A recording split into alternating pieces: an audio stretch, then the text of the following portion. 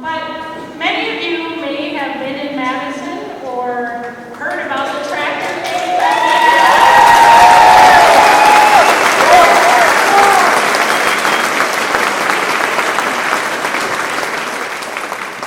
We just felt Farmers Union and Family Farm Defenders really wanted to show that, the farmers in the rural areas are going to be devastated by what's happening with the budget and the policies, and we really need to speak up. And this is so exciting that we have this gathering today to really show that all across the state, in rural communities, in our smaller manufacturer-based communities and cities, that we really are coming together and understanding how important it is to fight against these terrible policies that will impact our families and our communities. So I'm really excited to introduce Tony Schultz, who was a speaker at the Tractorcade. Tony and his partner, Kat Becker, have a farm out in Marathon County, outside of Athens. They run a CSA vegetable operation, so they grow vegetables for people get a box a week. They kind of subscribe to the farm like you might a magazine, but you get a box of vegetables every week. They have 175 families that they feed with their farm. They have, I think, about 45 beef cows, some chickens, and maybe some sundry goats and things like that. And Tony is active in the Marathon County Farmers Union. He's a board member of the Family Farm Defenders. He's traveled around the world with checking out and visiting with other farmers in other countries in the united struggle, because as much as this is local, this is very global, because we're all involved in the global economy. So I'm excited that you're all here and that farmers and workers can come together and pull together to support working families. So Tony Schultz.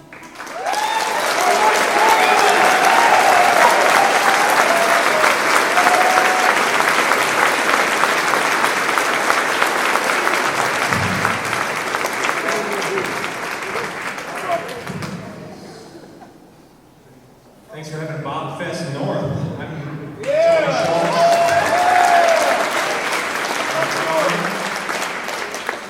There's my tan. I'm sorry.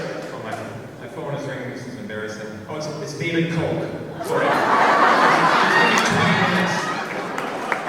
Yes, Mr. Koch. Yeah, they're not one of us. No, they're not the real middle class. Kill the poor? Okay. Liquidate the farmers? Liquidate labor? Oh, okay, yes.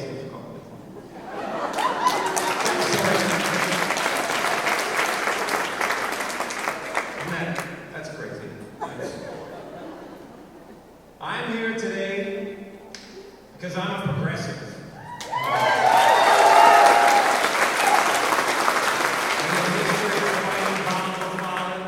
The history of Gaylord Nelson, the history of the populist movement. And when I spoke in Madison, March 12th, as part of the Farmer Labor Tractorcade, I talked about that movement and the long, sacred tradition of farmer labor solidarity. And I talked about the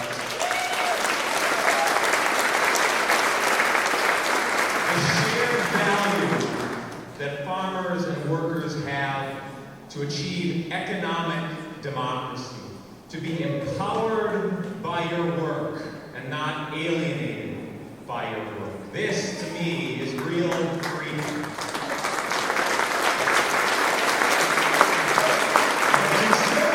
Conservatives think they have a monopoly on the word freedom, and they constantly wield this. They're constantly talking about the free market.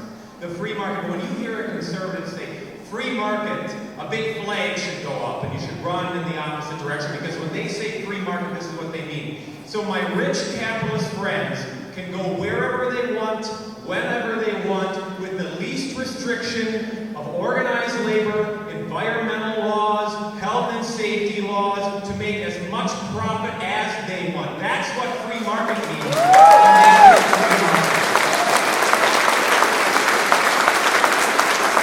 Let me tell you about the kind of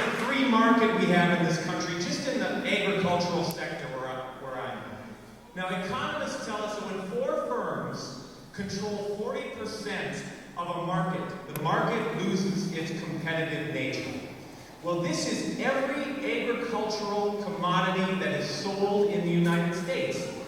Currently, 4 firms control 83.5% of the beef packer market, including Tyson, Cargill, Swift and Company. 4 firms control 66% of the pork market, including Tyson, Cargill, Swift and Company, Smithfield. 4 firms control 58% of the chicken market, the turkeys, flour milling, seed, and on and on and on. Other agricultural markets are all similarly concentrated. So when these think tanks in Washington, like the Cato Institute, or ideologues or tools of the rich have their eyes glaze over and they talk about the glory of the free market, you can remind yourself and others that it's never been the goal of any capitalist to create a job or to foster competition. It's their goal to dominate competition, to destroy it, to impose their will on who they do business with. And that is exactly what they're doing to family farmers in the state for the past 70 years. There's basically no competition in agricultural commodity markets. And farmers may as well be really unorganized workers without a union, and consumers continue to receive more and more processed junk food, tasteless tomatoes, and salmonella-flavored eggs.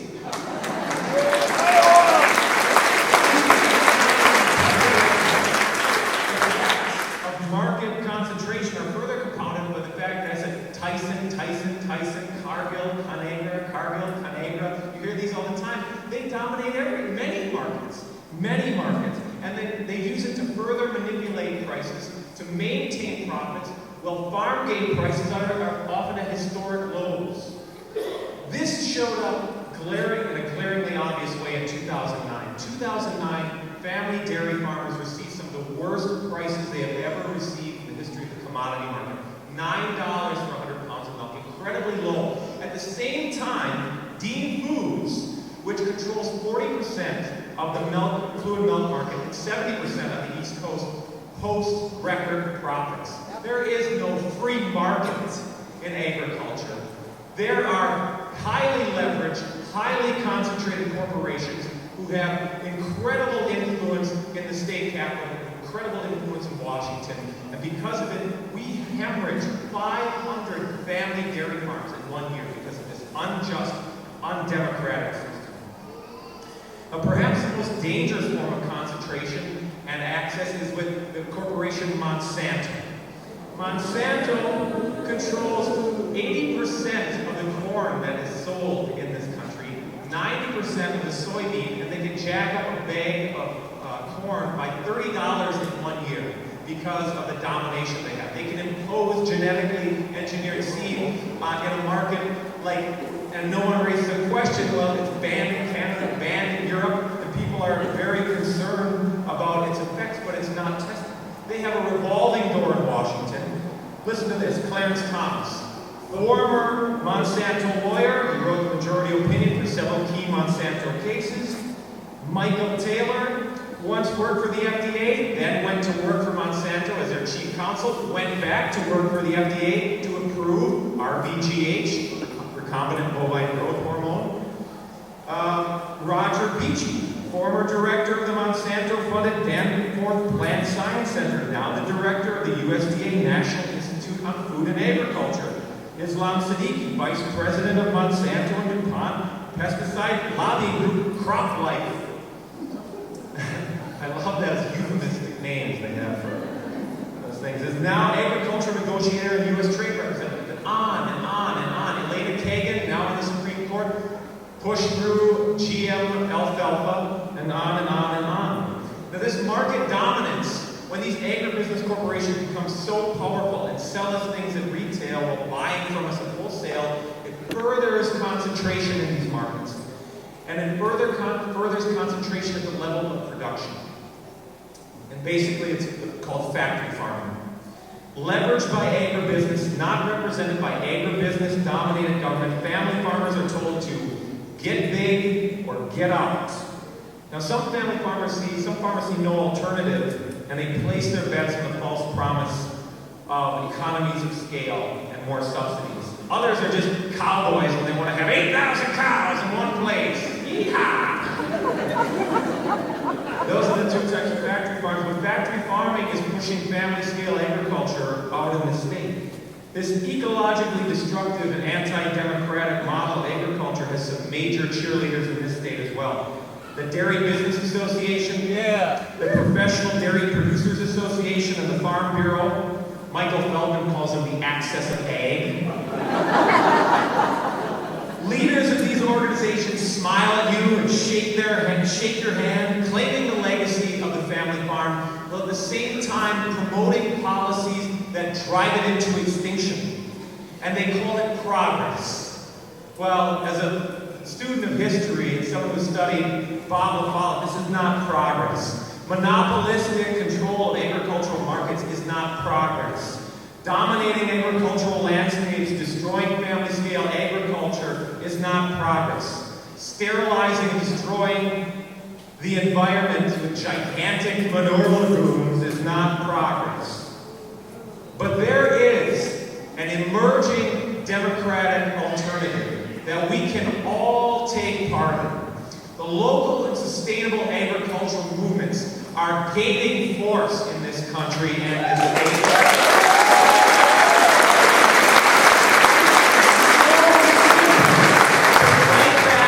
Fight back every time you eat. Buy a tomato from a local farmer.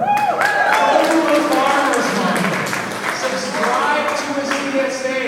Support urban agriculture. Get on your local and form a local food policy council. Support farm-to-school programs, farm-to-hospital programs.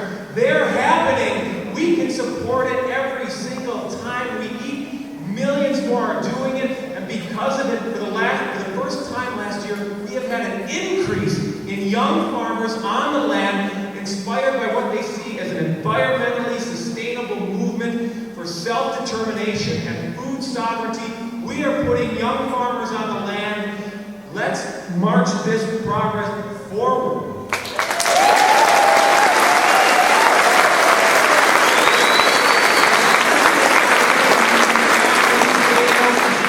Farmers who care about local control, who care about local purchasing, and are integral to their local communities.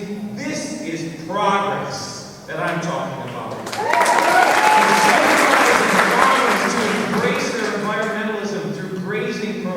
And organic transitions and family-scale agriculture to work in harmony with nature and help cool the planet. This is the progress that I'm talking about. Lots of people on the land, broad opportunities, broad wealth. This is the progress I'm talking about. Food sovereignty, a farmer-controlled, consumer-oriented food system where the right to healthy, nutritious, and culturally appropriate food is the progress I am talking about.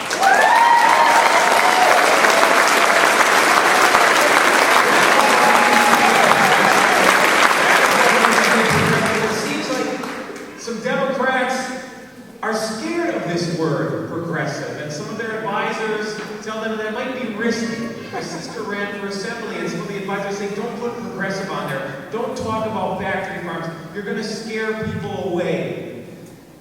Well, we have no control over our language. We have no means to articulate ideas that motivate our fellow citizens to achieve a more sustainable, just, and democratic country. But we have got to take our language back because it seems like the right wing in this country, they can say whatever they want. How many times have you heard Republicans idolize Ayn Rand in public? Well, I've got Ron Johnson in my speed dial under Ayn Rand mention. And Paul Ryan, it's mandatory for his staff to read Atlas Shrugged. Do you know that? This is crazy. Could his opponent make all his interns read Capital or The Jungle by Upton St. Clair? This is this huge Citizens United debate we're having in this country. And it allows crazed Tea Partiers to march into Washington, slash $38 billion for programs mostly for the poor poor and middle class, and the president can barely raise a timid finger. Otherwise, he's a socialist. Oh no, this is the dirtiest word. He's a socialist. Well, what are we going to say? What are we going to say when they call us a socialist? My Senator, Pam Galloway from Boston, when asked about what she thought about the hundreds of thousands of people in Madison, she said, the socialists are using it to recruit. Oh no! My first reaction to Pam was, oh no, Pam, I'm so scared. I'm so scared, Pam. What should I do? Are they going to eat my dogs or just my babies? What are the socialists going to do, Pam? Should I hide under my bed or should I build a bunker? But I mean, not to be sarcastic, but...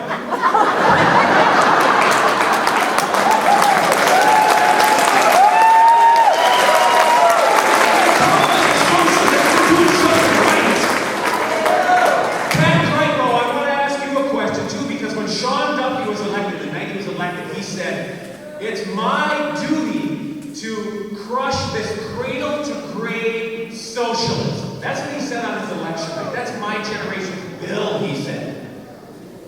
What are you going to say, Pat Crichlow, when Sean Duffy wields this axe? Take it head on, Pat. I want you to say, you know what? Call it green, call it red, call it socialist, call it liberal, but these are my